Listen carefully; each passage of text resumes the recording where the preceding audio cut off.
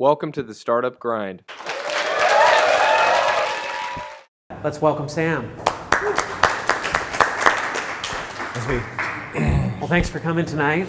And full disclosure, I haven't met Sam before, so I'm going to be learning just as much as you guys as we talk to Sam tonight. I don't know his story. I don't know really anything about his business other than that it's a social analytics business. So I'm curious to learn about this because I run a digital marketing agency, and so this is stuff that we deal with too. But first off, just give us the basic overview of the company. What is it? What do you do? How many people do you have? Just kind of the basics. Well, I suppose the easiest way to describe Lamplight is, imagine if you could see what everyone was writing about you online, no matter what language they were using to write in, no matter what platform that they were using, that would be useful, right? Yeah. That's exactly what Lamplight is. We are based in Hong Kong, but we are aiming to become a global provider of social media analytics and language and platform agnostic, which means that no matter what platform, as I said, or language, everything will be picked up and be able to be seen in one location, i.e. on the Lamplight platform, and that will really help to empower business decisions and other people's sort of decisions about strategy and about marketing and so many different use cases.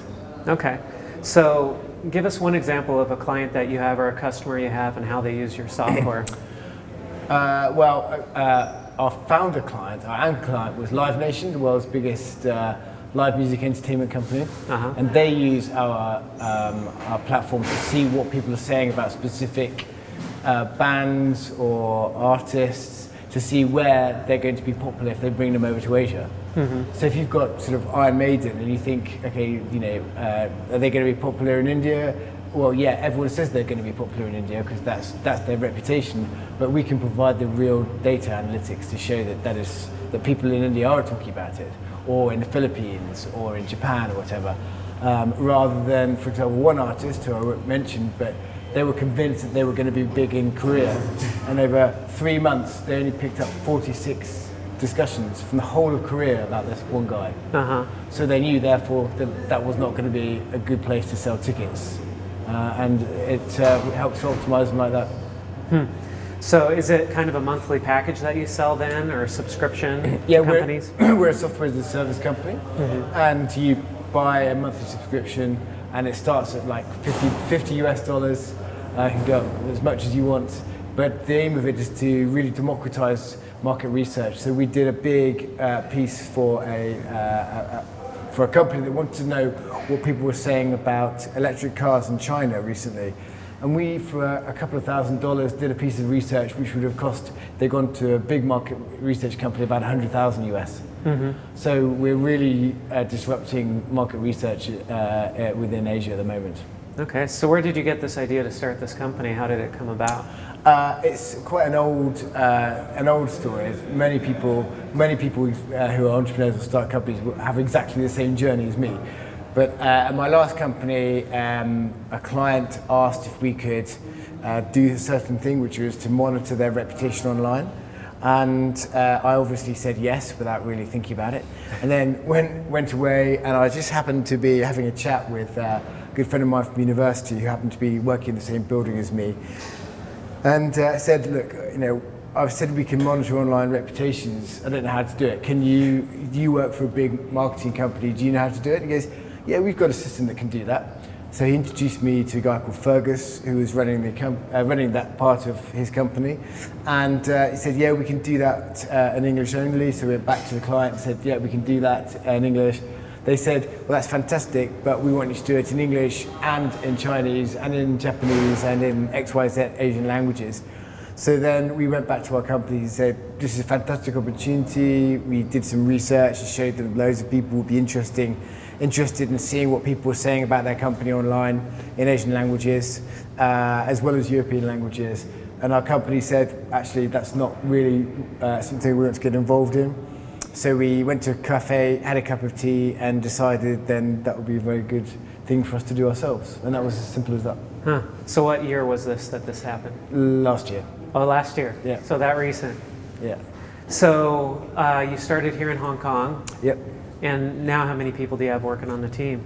20. 20. Yeah. So you've gone from essentially 2 to 20 within the last 12 months or so. Well, last 18 months, yeah. 18 months. Yeah. So that's Yeah. quite a bit of growth. So what are some of the challenges you've experienced with that kind of growth? Well, actually, we went from 3 in March this year to 18 now, to 20. Okay. So it's been a bit even faster than that. So my background's in management consulting, and well, a few other things before that as well, but I did a lot of management consulting, and one of the key challenges for any company is like an internal management system to keep things organized on a day-to-day basis. I'm a huge believer in organization of a business and being kind of willing to have an understanding of what the actual reality of the business is rather than the perceived reality is what often people say. What I mean by that is really understanding what's happening in your company like day to day, and therefore having the metrics to be able to measure that, giving people the roles and responsibilities to make sure that they know that it's their job to do growth or to do dev, and within dev, whether to be doing the front end or the back end or whatever, making sure that people really nail down what they're expected to do every day, what metrics they're going to be measured on, what targets they've got. And that gives you a real understanding about the actual reality rather than the perceived reality, because it could be quite easy as you grow to think, oh, everything's going fine, whereas actually in reality it's not. And one of the key challenges of growing quickly is to make sure that you can continually update the internal management system to keep projecting that actual reality rather than just thinking, oh, well, everyone, we should do things the same when we're 20 as we did when we were 3, and everything will be all right, because it's not going to be all right. Uh-huh. So have you had any challenges here in Hong Kong recruiting the talent that you're looking for? Yes, we have a big challenge. Not as much of a challenge as opening a bank account, but apart from that, I mean, Try it being a US citizen, it's even tougher. Yeah, I know, unbelievable. So we got a very large bank rejected us for no reason other than they then suggested that I fly to London, open an office in London, get a 2-year track record, then fly back to Hong Kong, and then they would be willing to open the bank account. It's like, what the hell are you talking about? And so anyway, eventually Standard Chartered came to our rescue and gave us a bank account. But that was not joking, that has been the hardest thing. And actually at one point we actually thought about moving to Singapore just because we couldn't find anyone to open up our bank account. Wow. So that was ridiculous. But so talent finding has not been as bad as that, and we've got some amazing guys we've recruited from Hong Kong. We've recruited a few from abroad, but generally there are people here. But the trick is not being blinkered and saying, actually, I only want a local cheap developer who's Chinese, or I only want someone from Belgium or something like that. You've got to actually have your eyes open and be aware that talent in Hong Kong exists, but it can exist in many, many different guises. And it actually, I mean, we've got 12 different nationalities, 13 different nationalities out of 20 people. So it's very good for diversity on that side, but that's completely accidental. And it's just because we're trying to find the best talent across Hong Kong, and the best way to do that is by being as open-minded as possible. What's the makeup of your team look like? I mean, what type of roles, positions do you have? What Half are people dev, doing? Half dev, half growth and support. Uh-huh. Within dev, we have got front end, back end, full stack, and we've got of several types. And then we've got natural language processing guys who are sort of helping on the machine learning and the R&D. We have a DevOps guy, and we have also on the support side, we have a CFO and people operations, and obviously the 3 founders, the CTO, COO, and me. And then we have a couple of growth associates and a head of marketing, and very importantly, we have our media partnerships manager, who obviously you've met before, I think, Alex. Yeah. So. The 3 of you who started the company, do any of you have prior entrepreneurial experience, or was this a new thing for all of you to jump in and start a business? We've kind of all dabbled in it, but never really sort of been our own entrepreneurs yet. Uh-huh. So was that a bit of a leap for all of you guys, or was it a easy decision to make? Um, so I think it's probably more of a harder decision for my wife than me, because I tend to, once I make up my mind, I tend to just get on with things and do it. And so I was kind of quite relaxed about it. I didn't really think it was going to be that much of a challenge, but it is, obviously. I was a bit blasé about it. But I think for people around you, it's like, okay, my wife immediately found a book, something about wife of entrepreneur or something, I can't remember. And there's been lots of frustration about sort of me, for example, being here tonight when I should be at home perhaps with my kids or in the pub, whatever's better. But lots and lots of weekend working. I worked out that up until a couple of weeks ago, when I did take some time off, I'd had 2 days break in 18 months. So that was it. And it's just solidly hard work, and that impacts the family, obviously. Yes. But then hopefully, as you get bigger and we get more people who can take more responsibility, then things will get easier. But for the first 18 months, it has been just sheer hard work and getting things done. And you have to be totally driven, getting up very early, doing like an hour's work before you get to the office, that kind of thing, which I don't mind because you're doing it for yourself. But again, it impacts the family, so it's kind of difficult. Nathan, our CTO, who is 6'4" every single way, and just a big bear of a man. But he's Australian. He's our CTO because his background was creating high-frequency trading platforms for hedge funds, and he sort of retired, and then was practicing yoga in Hong Kong at home. So for him, coming back to work was a bit of a shock, I think. After yoga, but he's a very relaxed guy, so I think he's got into it. But generally, it is just something you've got to get used to, back working hard again. So what are your plans for growth in the future? How far do you think you can take this? Well, we're going to become a global company based in Hong Kong. Our plan is to be the leading social media analytics company in Asia by the end of next year, and then a global player thereafter.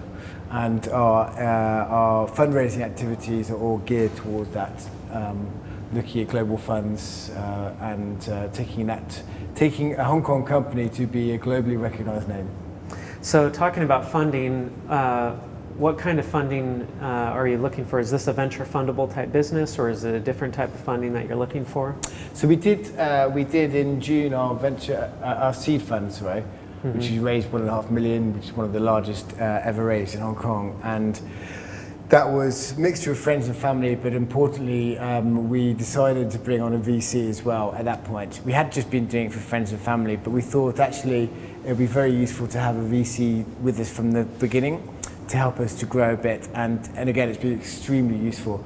Because now, as we sort of lumber up towards Series A and then obviously B and C afterwards, it is being shown to be very, very useful to have the Series A guys, the C guys, right in the mix from day one. And so, yes, we are looking at we're talking to at the moment a mixture of global funds based out of the UK and US and Asia, and also quite a few strategic investors who are interested in partnering as well. But the mix of working with VC versus strategic is something which a lot of entrepreneurs struggle with, and we're hotly debating it internally at the moment. What are kind of the different sides of that debate? How does that go? Well, VCs tend to be extremely useful for many ways. I mean, certainly for us, Vector, who are our VC, they couldn't be better. The guys, we chose them out of a couple who were talking to us because they were the nicest people we met socially. And for me, I think one of the key elements about being an entrepreneur is the ability to create a company which you want to work for. And one of the things we want to do, Fergus and Nathan and I, we always said from day one, was only work with people we actually wanted to work with. And so all the people within our company are fantastic, and they're all vetted. They're all very different. Just because they're nice doesn't mean they're exactly the same as us. With 13 different nationalities, you're not going to get everyone being the same. But we wanted to make sure that was reflected in our investors as well. And they're just solidly nice people, which means that we don't have any issues at all about talking to them about on the record stuff, off the record stuff, getting advice on X, Y, Z. we know that they've got our backs, and they know that we will, always sort of treat them with respect as well. So it's a very good relationship. But the thing is that no matter how many people that Vector introduces to, which they're doing many, there's always the argument that a strategic investor, for example, someone who was wanting to use social media analytics on a day-to-day basis within their company, could be very useful and could massively accelerate growth. Mm-hmm. Then the flip side to that, though, is that if they're using you, then are any of their competitors going to use you? Because I know many people who've been invested in, for example, by a company A from a certain industry, their competitors B, C, and D have immediately pulled the plug on them. Yeah. So their growth for that company A has gone like that, and for company B, C, and D has gone like that. So net, are they positive? Are they negative? And do you want that stress? Mm-hmm. So it's an interesting debate at the moment as to whether you should do. Go down the strategical VC route. Mm-hmm. Interesting. Talk a little bit more about balancing things with family and work. Do you have kids? Yeah, 2, yeah. 2? How old are they? 5 and 2. 5 and 2.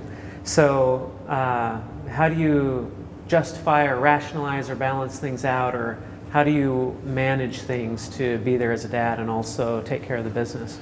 So we have a family first protocol, not protocol, everyone's told family first, whatever the word is. It's late, we're working too hard today. Except I wasn't, because this morning I took my son to his school picnic. That meant I got up very early, and I'm going to be going back and working till very late tonight. But the point is that if you want to have your own company, you've really got to put a lot of thought and effort into the culture of that company, which we do time and time again.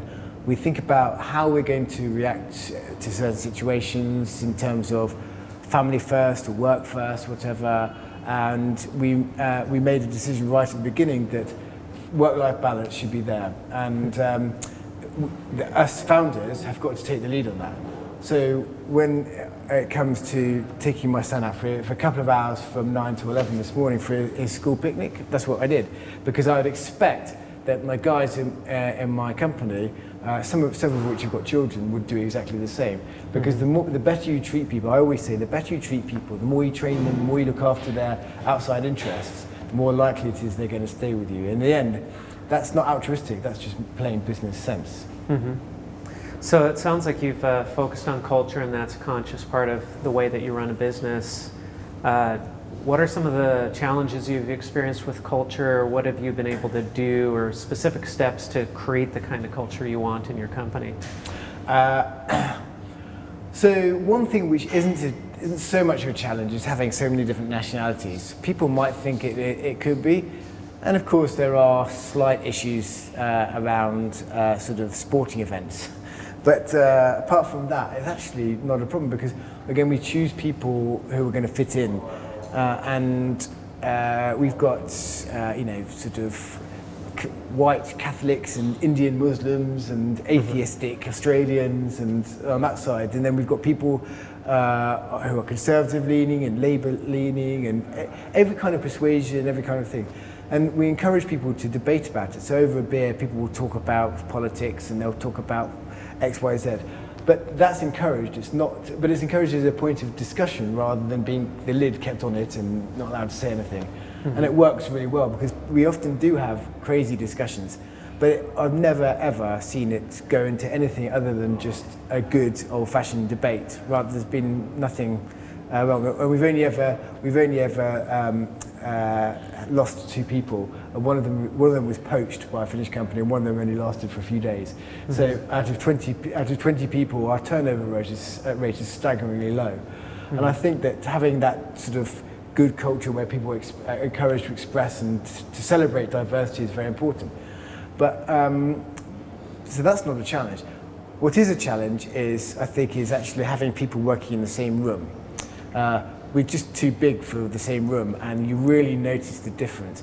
When you have people all together, you see the crisscrossing of ideas, and you see people pollinating each other's ideas, and it works really well. But then at the moment we're just too big. We're moving offices soon, but we have like half the guys in one room and then half on individual desks scattered around the hive. And it makes a noticeable difference to the culture in terms of people not necessarily. You can go for several days without talking to someone unless you make the effort, because they just sitting on a desk, 100 yards away. And I think that actually, if you want to build a cohesive culture, it's important to have people actually geographically co-located. So, looking back now, since the start of the company, 18 months ago or so, are there mistakes that you made that you would have done differently, lessons that other entrepreneurs can learn from? I suppose there's always mistakes, loads of small, silly mistakes. For example, going to Cyberport was a bit of a mistake. How so?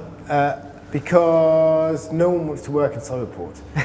So we spent about a month. We should have been more than 3 in February, but we just couldn't recruit anyone who would come and work in Cyberport. Yeah. So then we basically made offers to 2 more people, and they said, "Yeah, we'd love to come as long as you don't as long as you don't have to go to Cyberport." So then at that point we just thought, right, enough's enough, and we just moved to the Hive, and then it's been plain sailing all along. Ish.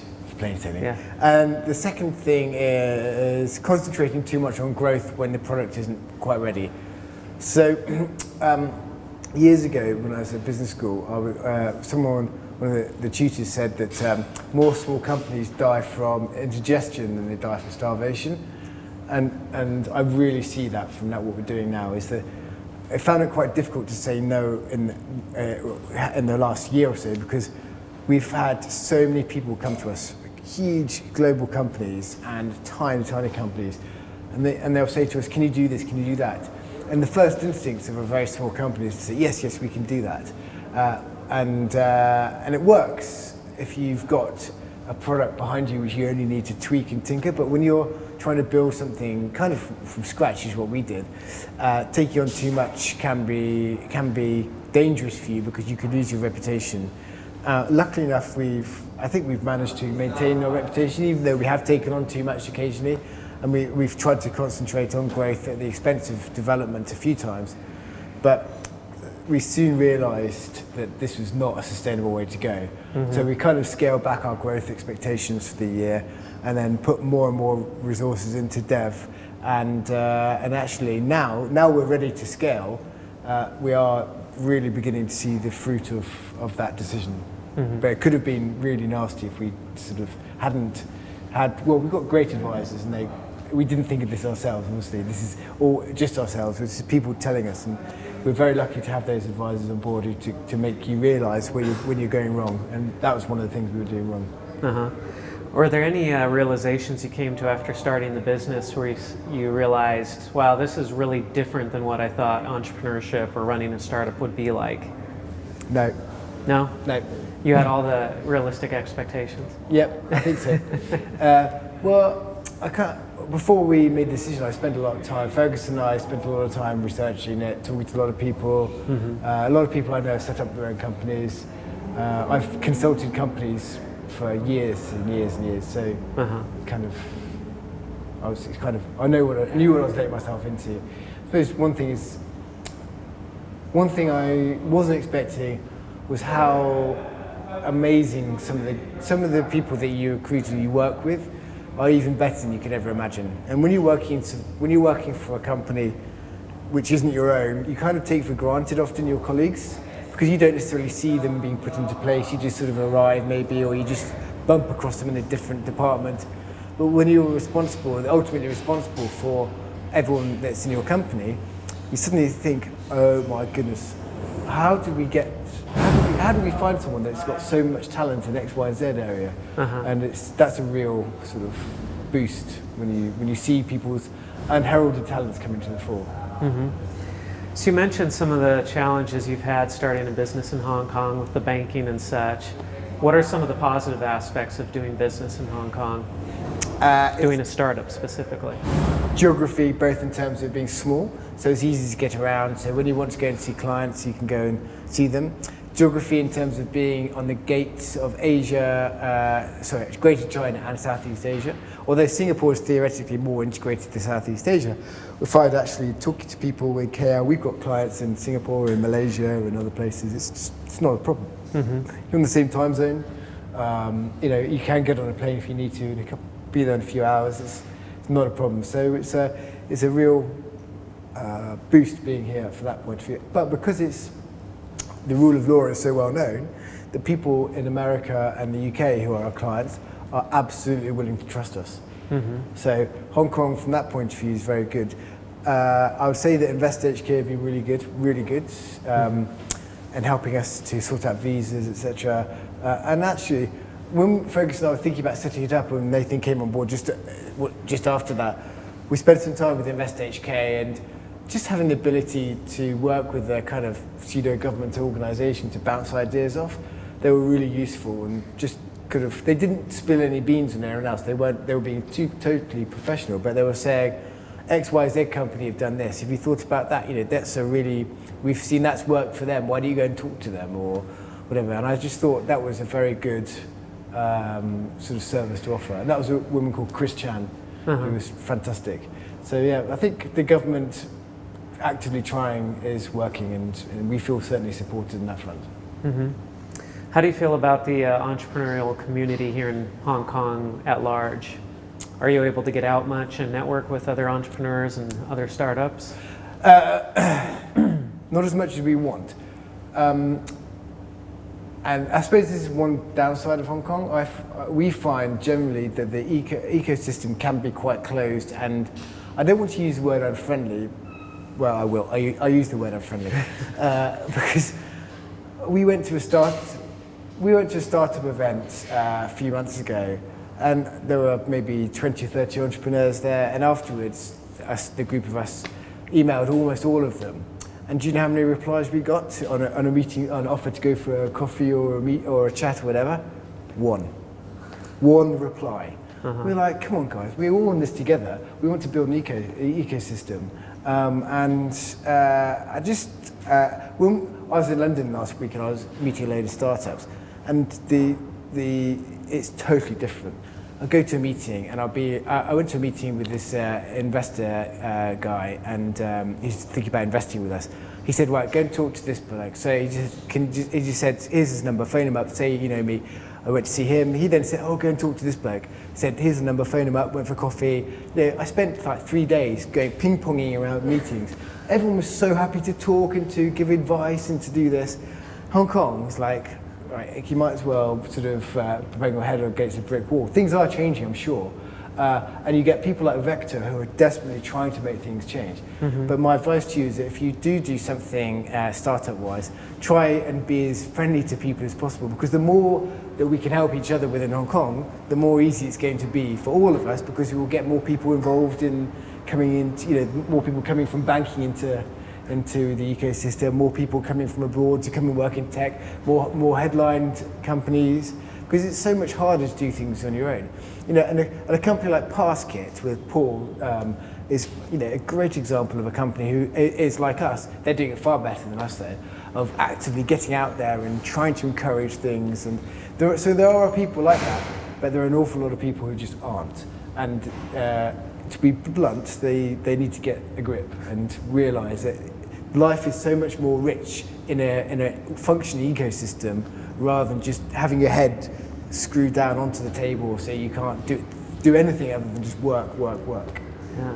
Do you think people are unfriendly or just busy, or Mixture? Yeah.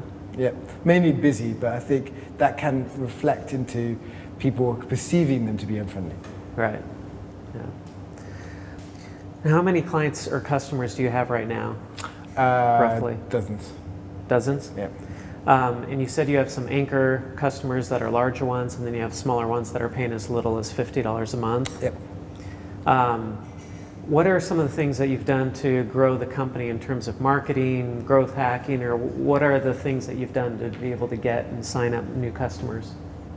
I think, most of our customers have come to us, and most of our customers have been people that have heard about us. So, KPMG is a big client of ours, and many people have sort of seen us interacting with KPMG, and they've sort of then said, "Oh, can we come and talk to you about this?" And I don't know whether they've been active recommendations, or whether they've just been people who have been talking to them or whatever. But basically, success begets success, and the more big clients you have, the more people actively want to talk to you. So we're talking to a bunch of entertainment companies now who have seen that we're working with Live Nation, and they're kind of like, okay, well, if Live Nation get it, then we want to do it. So I suppose the key tip would be find a couple of big anchor clients, and then use that to build up your portfolio, because people will see you and then they'll come to you, which is much cheaper, much more effective than having to go out all the time. In terms of sectors and small companies, the other thing we've done is we've been very focused on our sectors. We use the Pareto Rule, where we say 80% of our outreach effort has to be on focus, and then 20% is kind of reactive. So 80% proactive and 20% reactive, and that's worked very well for us. So on the proactive side, we've got several key sectors, and we've focused heavily on those. And once you've got the anchor client within there, like Live Nation or KPMG or whatever, then other people tend to gravitate towards you. And our vision is to make Lamplight used by every company. We want to make Lamplight into something that will be used as a verb. So what's your Lamplight score? To see what your online attraction is. And I tell you, being a total film and music addict, it's so cool for us to then be working. We just did a big project very interesting project for a tiny TV and film company in the UK, who are making a new program, which is going to be probably on BBC Two. For everyone who knows UK television, it's probably not the most watched channel, but it's still quite a cool channel. And they're trying to choose which comedian presenter to use, and they've got a choice of 4, and they asked us to get some data behind what people were thinking about these 4 different comedians. So then we crunched numbers and gave them the figure, the name based on the numbers, and actually having an impact on that. And they're saying that they're going to use this guy. So hopefully next time I can watch some UK TV, I can see this person presenting it, knowing that it was Lamplight that made the difference as to why he got the job. And it's that kind of thing is very sort of uplifting when you see your impact onto the world of business. In starting the business or growing it to this point, was there any point at where you shifted the business or pivoted or changed what the business model was, or is it still today essentially what it was the day it started? No, pivot's important, but pivot's very important, but you have to do it based on data and based on keeping records. And that's why if you're going to start your own business, you've got to start keeping records and data from day one. And so what we realized was, after a couple of months, our original plan was bizarrely enough, to use social media to look at whether people were saying in a negative way about companies, because that was one of the original use cases of one of our, not Live Nation, but a company that we were thinking about working with before them. And we then went and tested whether people would be interested in sort of looking at negative issues about them. And we did survey after survey and realised that the data was just showing that most people didn't care really about what people were saying negatively about them. They cared more what people were negatively saying about their competitors. And therefore, it was kind of like people want a much more positive case, and that's what the data kept telling us. So then we thought, actually, it's better just to do social media analytics, looking at things like competitor analysis and marketing effectiveness and market research and reputation management and lots of positive things rather than the negative things. So then we pivoted, which meant looking at totally different type of clients, which meant totally different type of product, etc., etc. But we wouldn't have done that if we hadn't had the data from all the surveys and the research that we've been doing to show that was the decision, that was the right decision to make. Great. With regards to your team, are you looking to hire anybody right now? Or Always. What type of people are you looking for right now? We're looking for dev types, and we've got back end, front end, UX, every kind of opportunity.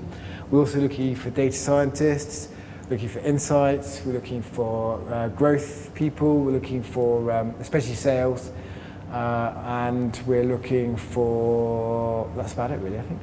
Mm-hmm. Yeah. Now, do you monitor all the social networks or certain ones? Which? Yeah, about 20 million. I mean, but all the different. I mean, Yeah, Facebook, all the WeChat, main, everything. Yeah, everything, yeah. Mm-hmm. So we've got 20 million data sources. Mm-hmm. So are you scraping from these applications? How do you get access to? we all license these? all the data. Mm-hmm. With the very, very rare exception, we have got a scraping tool which we can use, but we've only used it twice because we've got virtually all the data that anyone needs licensed, and we basically directly license a huge amount of data, or we buy it through data wholesalers. Mm-hmm. So it's a mixture of the two, but mainly a good proportion is direct licensing. Interesting. What do you see as kind of the future of social media here in Asia? Where are things going? What are some of the trends that you see from your standpoint? Well, social media is just growing all the time. It's growing. The official figures that social media use grows at about 10% a year, but you've already got about 4 billion people on the planet who are using social media. Over 2 billion, approximately 54% of those users are in Asia, and the majority of active social media users in terms of absolute numbers are in Asia.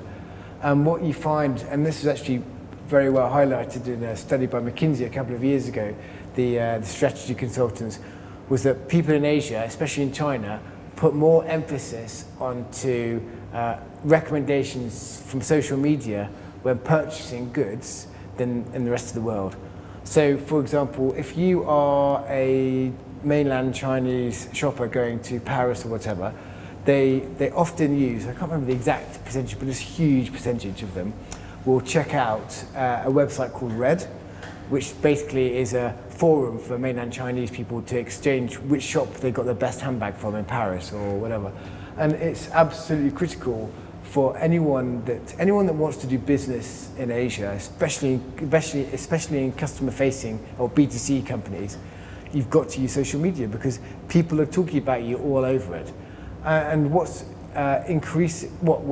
increasingly understood, but still, when I say increasingly, only by a very small percentage of people, is that Twitter and Facebook are important in the West, the most important platforms in the West. But in Asia and in the rest of the world, that does not mean it's so. And to put it in perspective, we have yet to do a search where either Twitter or Facebook has been the number one source of data for within an Asian environment. It just hasn't ever been the number one source. So if you look at, for example, earrings or whatever in UK, you'd expect most people talking about it on Facebook. In Hong Kong, most people are talking about it on bulletin boards. Most people are talking about it on forums. Most people in China are talking about it on Weibo, as you can imagine. Well, especially since Twitter and Facebook aren't even allowed there. But a lot of people.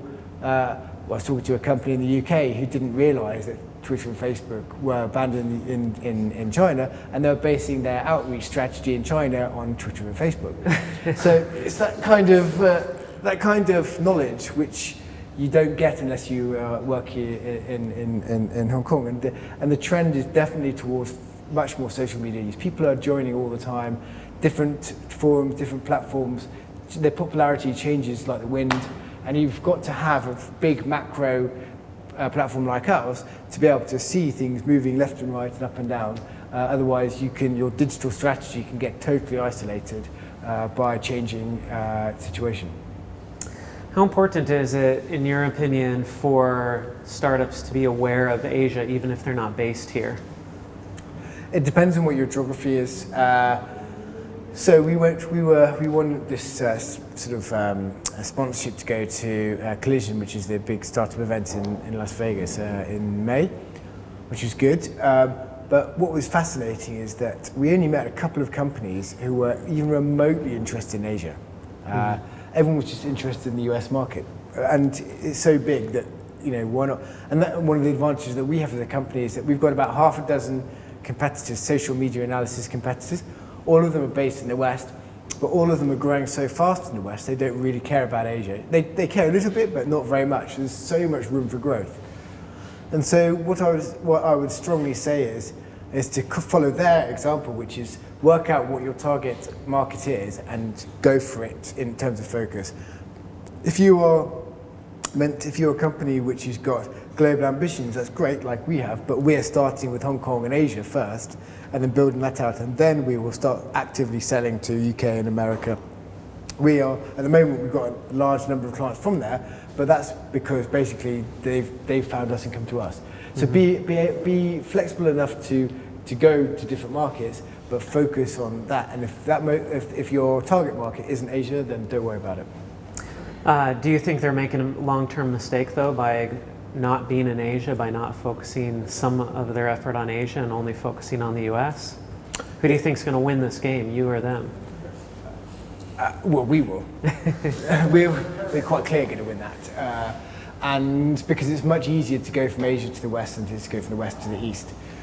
Simply because of the complexity of Asia, huge amount of people here. I mean, once we've become dominant in Asia, it's going to be easy to go west. But having said that, there's so much room within social media analytics that there's room for all of us.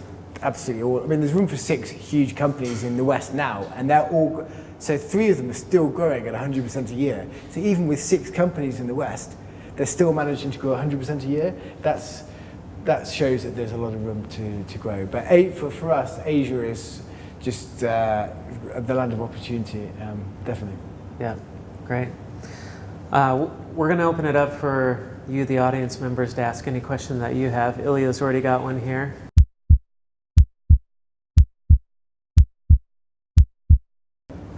Well, because we license our data, we pay for all our data, well, nearly all of it.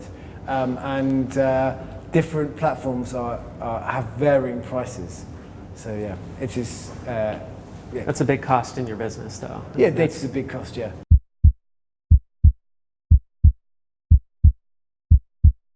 With mainland China, there's always politics involved. But I always say that the Chinese government is criticised, especially for its computer and its IT-related policies. But running China is the most difficult job in the world, and it's not for us to sort of, in my opinion, it's not for us to sort of to have an opinion about that. It's just something it's just a fact of life, and if they do it, it's like they do it. But the benefit of China is that no matter what the politics are, people in China love business, and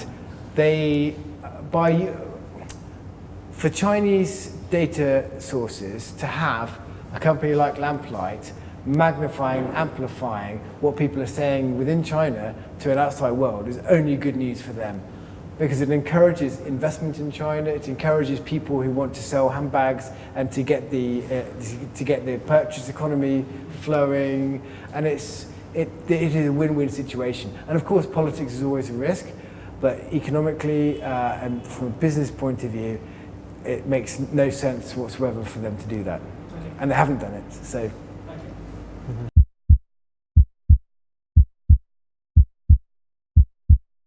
So scale, obviously data costs become cheaper in scale, and our algorithms all are machine learning based, well not all, but most of them are machine learning based, and have massive opportunity to improve with scale. So obviously a big part of our success is growing quickly, and we're doing that, which is very good, but we aim to have, obviously, who knows where the end goal is, but our aim is to have millions and millions of users over the next few years. So that's the kind of scale we're looking at. And of course, at that scale, you really start seeing the benefits. And that's not just for us, that's also the benefits for our clients as well. We just have so much more data to crunch, we can give them so many more insights.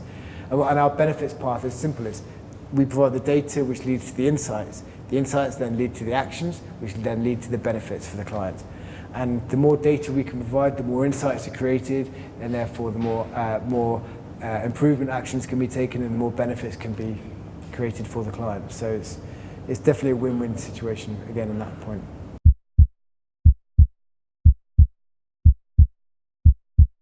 It's a dangerous game if you try and use software for your KPIs. It's always better to use people operate. You should, when you look at KPIs, you look at how they're collected. Always look at the people side first, and then fit the software around that, rather than looking at the software first and fitting the people around that. So for example, our KPIs, you can split our KPIs into broad categories. One is growth, which is obviously then further split down into marketing, lead generation, and then into sales figures, etc. And then you've got dev, and dev is about plan attainment, and within plan attainment, then you've got other ones you could break it down into. So you have a nice KPI tree.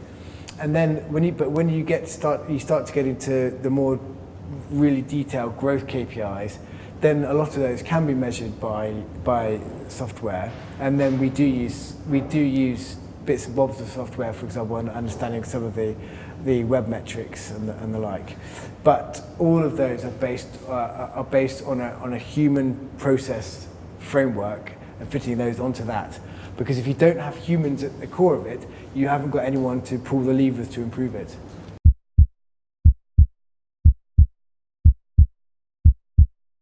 Yeah, and it's based on my decade and a bit of doing that for other companies. Okay. So I was very lucky to have been a management consultant focusing on, did a lot of work on strategy and operations, and therefore I've got a very good understanding as to what kind of data we need to monitor internally.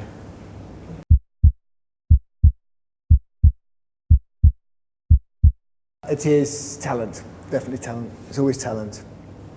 And again, we're so lucky. I can't tell you how lucky we are with our guys. We've just got some amazing people. And you sit, almost every day I'll sit there and go, oh my goodness me, there's some brains here which are just fantastic. But there's so much more to do that you just think, surely our luck's going to run out soon. We can't keep finding such good people. And especially when you've got a small talent pool, which is part of the reason I was in London. I was actually talking to people there and talking about bringing them over to Hong Kong, because if we're going to be a global company, you've got to find global talent, and that's one of the things. And on the back of that, although I must say they've been really good, InvestHK have been coaching us and telling us what we need to do in order to be compliant with the government's immigration program, etc. We are aware that, again, politics can interfere with that, right? So it's just, I really, really hope that we can stay 100% headquartered in Hong Kong. That's definitely our plan. We want to make Lamplight into a properly global company based in Hong Kong. I've been, all the way through our process, the last 18 months, I've been bumping into people, wise old owls, who have said that we can't do this, we can't do that. First of all, they said we would never raise any money from a VC. We ended up having 3 VCs fighting over us. Then they said you'll never raise money from a convertible note because convertible notes aren't done in Hong Kong. We raise money from a convertible note. Then they said you'll never raise 1.5 million because the maximum you can raise in Hong Kong is several hundred thousand. We raised 1.5 million. Then the next thing they said was X, Y, Z. And it's just every single thing we tried to do, we've had the people say you will never do that. And the latest thing that people are saying now is you'll never create a global company in Hong Kong, because you'll have to move out eventually, because either the funding will run out and people won't want to invest Series B or C or D or whatever in Hong Kong. They're just like, Hong Kong's too peripheral for us. Or the talent will run out, because either we won't find the talent within Hong Kong. This is not what I'm saying, this is what people are saying to us. Either you won't find the talent in Hong Kong, or immigration will cut down on you, and therefore you won't be able to bring the people you need into Hong Kong. And so I suppose that does prey on my mind, but because we've been told so many things bad in the past, and every single thing in the end is proved wrong, I'm very hopeful that we will in 5 years still be based in Hong Kong, but with a global reputation. What about competitors? There's room in the market for everyone. And a lot of our competitors are fantastic companies. Brandwatch, bizarrely enough, I don't know if anyone knows Brighton in the UK. Yeah. Brighton is, actually I was born in Brighton, bizarrely enough, but Brandwatch was a spin-off of Brighton Council, I mean, it's just random, total random. And they've now created a company which is admired around the world. A really, really good company. And they don't particularly focus on Asia. They've got an Asian office, but again, they're growing 100% a year. They're run by a fantastically good bloke.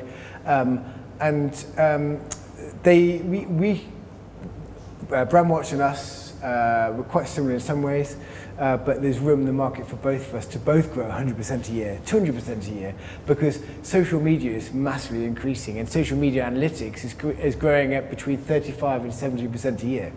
So, I mean, with the scale that big, then you've got just competitors.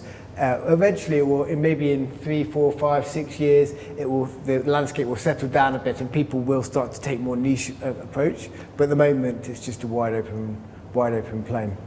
So long as you've got, and this is the key thing, it is phenomenally difficult to hardwire the actual tech behind what we're doing is very, very difficult.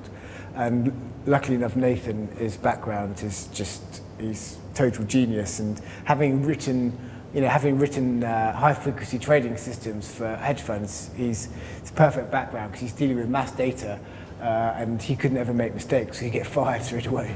So having someone like that is the difference between us doing so well now and us literally exploding on the launch pad.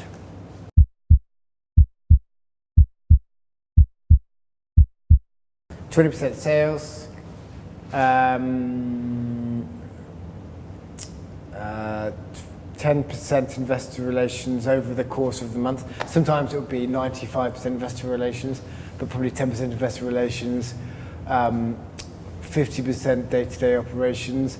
And I don't tend to get involved in the actual minutiae because I don't like micromanagement, and I believe in delegation. But I sit often with the managers just to go through things and act as a sounding board. And then probably 10% other, including sort of, planning and just thinking. I spend a lot of time just thinking. So on the weekends, I just go down into the office and just sit there, and just put some music on and just sit and just think. And I can do that for a couple of hours, and then just spend like an hour writing it all up and just thinking about stuff. But that's really important. Just having some time away from everything else, just to be able to compute everything is really useful.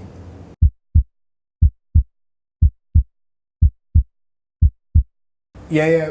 Although we haven't actually, we've got 180 languages, but we haven't activated any of the African languages, just because we haven't got any clients in Africa. But if tomorrow we were asked by someone in Kenya to do some work in Swahili, it'd be no problem. That'd be great for her. I love Africa. My wife's got a lot of relatives in Africa, so we have been there many, many times, and it'd be good to do some work there. Is that the next market, Africa? I'm a huge believer in Africa. I think my children will be growing up in a world which is looking, the excitement and buzz that is in Asia now and has been in all my adult life. I think that will be in Africa. When I go there, I just see people who are really, really willing to and wanting, just desperate to get that drive going. And I think that I was in Uganda a couple of years ago, and it was interesting talking to a bunch of guys there who are like just desperate to get into tech, and they're beginning to get sort of global, people in Africa really, really beginning to get a global sort of a sense of what can be achieved.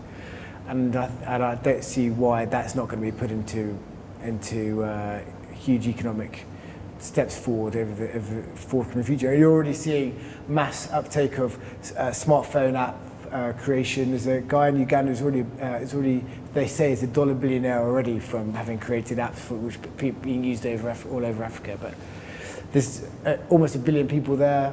You know, it's massively fertile for agriculture and for these other natural resources, and it just makes sense that that people will make use of tech to sort of help boost the economies there.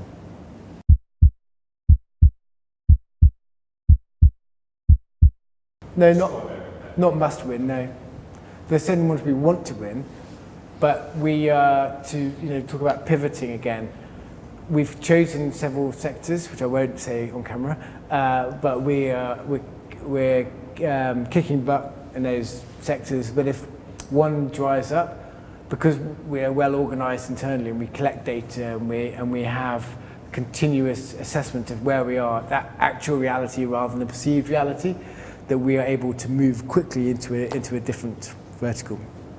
And that's really important for anyone. And it's all about data. Get that data. Get an internal management system where you have every, for example, Friday morning, you meet for an hour with either the whole team or just the managers.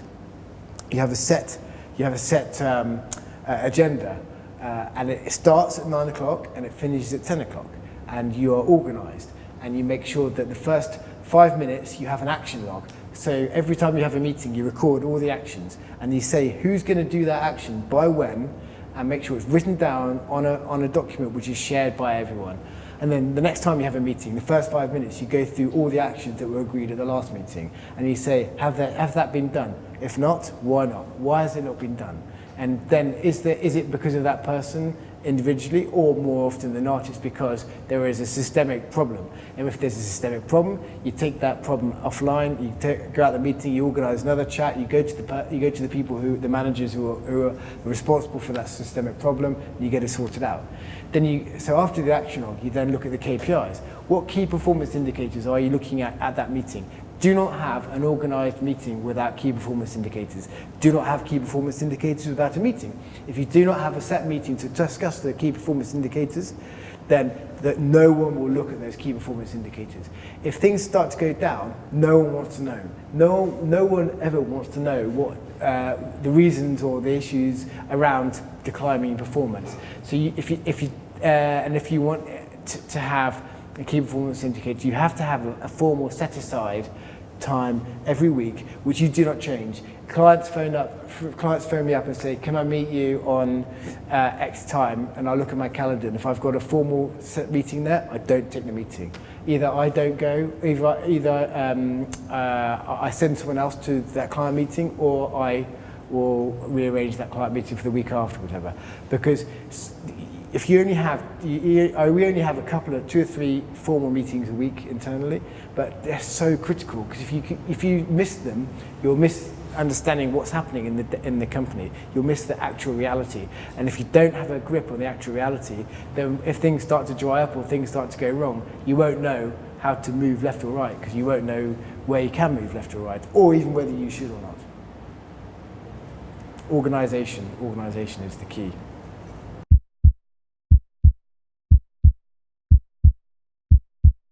Yeah, totally right. And we want to bring analytics and research to the masses. So if you remember economic history in the mid 1900s, there was a phrase used by Lancashire cotton mill owners, which is, if every man in China increased the length of his shirt tails by 1 inch, we'd all be millionaires. And then it was pointed out to us that these days, people in Lancashire don't really know what's happening in China to be able to make that decision or not. And Fergus said, wouldn't it be great if everyone in Lancashire knew what everyone in China was thinking? And he said the thing is at the moment is that, because Fergus comes from a background in market research, he worked for TNS and for Ipsos and for Kantar and XYZ. And he said, wouldn't it be great if every business in Lancashire and every business in Yorkshire and every business in Paris and every business in Beijing and every business everywhere was able to do market research very cheaply, very effectively, not just looking at surveys, not just commissioning $100,000 reports, but actually for $50 or even less when we get the price driven down, to be able to do that market research, which is going to allow them to launch across the world, or is going to allow them to make a better understanding as to how much benefit they're getting from PR spend or whatever in a country they don't necessarily know well, or even in their own country. Wouldn't it be amazing if all the power that market research can give you could be in the hands of even the smallest company? And that is what we want to do. All right. Well, thank you so much, Sam. This has really been interesting. This has been one of the more, I think, scientific, structured conversations we've had about entrepreneurship here. It's great to get your insights from the management consulting background and how you've applied that to the startup world. So let's give Sam a round of applause. Thank you very much.